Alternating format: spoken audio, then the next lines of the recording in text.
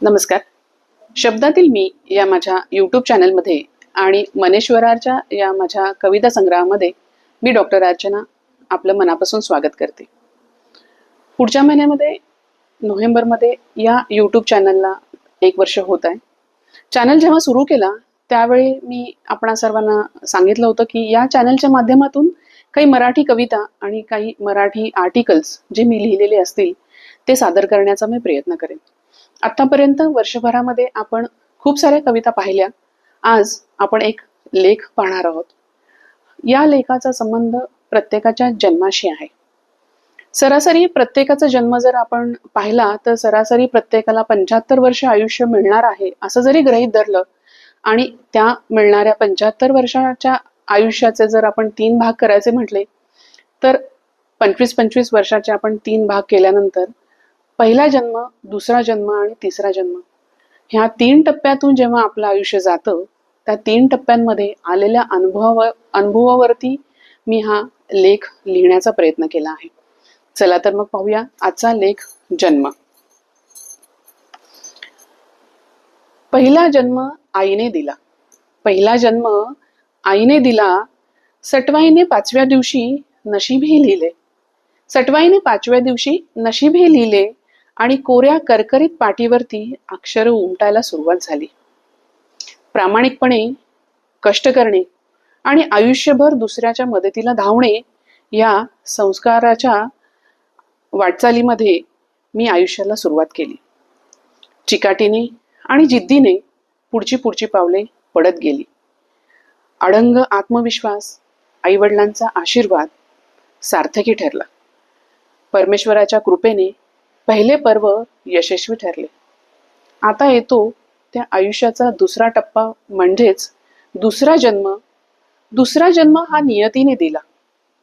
कष्ट, दुःख, यातना, वेदना, अश्रू, वियोग, विरह, दुरावा आणि कायमची ताटातूट या सगळ्यावर जिद्दीने मात करत धैर्याने, ताकदीने माझ्या संस्काराचा वसा मी पुढे चालू ठेवला. परमेश्वराच्या कृपेने दुसरे पर्व संकटाचा सामना करत करत सुखासाठी झगडण्यात गेला. आता येतो तो आयुष्याचा उत्तरार्ध म्हणजेच तिसरा जन्म. तिसरा जन्म हा स्वामी तुम्ही मला दिलात. तिसरा जन्म स्वामी तुम्ही मला दिलात. हास्य काय असते, माया काय असते, काळजी कशाला म्हणतात आणि आपलेपणा कशासाठी असतो, त्याचबरोबर प्रेम कशाला म्हणतात या गोष्टी तुम्ही मला शिकवल्यात. गेलेला आत्मविश्वास तुम्ही मिळवून दिलात. नजरेतला पराभव विजयामध्ये तुम्ही बदलवलात. आत्मसन्मानाचा पदर माझ्या डोक्यावर हळूच सावरलात. फक्त माझ्याच नजरेतून माझं मन वाचायला सुरुवात केलीत. माझी ओळख निर्माण करत माझं अस्तित्व सिद्ध करत गेलात. माझ्या प्रत्येक अश्रूला अलगद टिपण्याचा प्रयत्न केलात. प्रत्येक कठीण प्रसंगात आधार होत गेलात. तर माझा श्वास म्हणून तुम्हीच माझा श्वास झालात.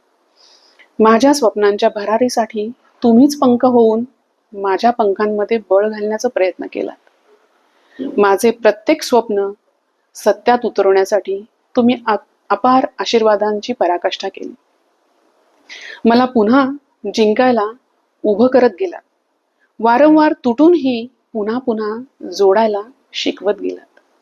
अशा प्रकारे मनेश्वराच्या या माझ्या प्रवासाचा आरंभ झाला. तुम्ही फक्त माझेच आहात स्वामी असे म्हणणे भाग्य माझ्या नशिबी नाही. तुम्ही फक्त माझेच आहात स्वामी असे म्हणण्याचं भाग्य जरी माझ्या नशिबी नाही तरी कितीही वाटले फक्त माझेच हक्काचे आहे तरी ओंजळीत माझ्या दुराव्याचे तारे. किती वाटले हक्काचे आहे माझे सारे तरी दुराव्याचे ओंजळीत माझ्या तारे. असो स्वामी एवढेच बास, जास्त काही नको. स्वामी एवढेच बास, जास्त काही नको.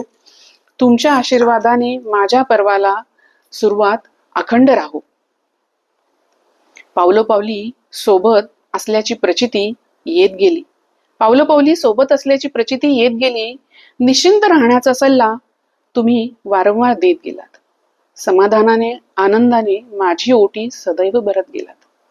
स्वामी तुमच्या सहवासाचा लाभ मिळत गेला. अखंड स्वामी सेवेचा वसा माझ्या पदरात पडत गेला. श्री स्वामी समर्थ. अनंत कोटी ब्रह्मांड नायक राजाधिराज योगीराज सच्चिदानंद परमहंस अक्कलकोट निवासी श्री स्वामी समर्थ महाराज की जय. स्वामींच्या कृपेने उत्तरोत्तर प्रगती होत गेली. अशीच कृपादृष्टी स्वामी माझ्यावरती, माझ्या कुटुंबावरती आणि माझ्या अतिशय जवळच्या माणसांवरती अखंड लाभो, ही आपल्या चरणी प्रार्थना करते आणि आजच्या दिवशी मी इथेच थांबते. पुन्हा भेटू पुढच्या गुरुवारी. शक्य झालं तर एखाद्या नव्या आर्टिकल संदर्भात किंवा मग एका नव्या कवितेसह. चला तर मग पुन्हा भेटू पुढच्या गुरुवारी. तोपर्यंत धन्यवाद.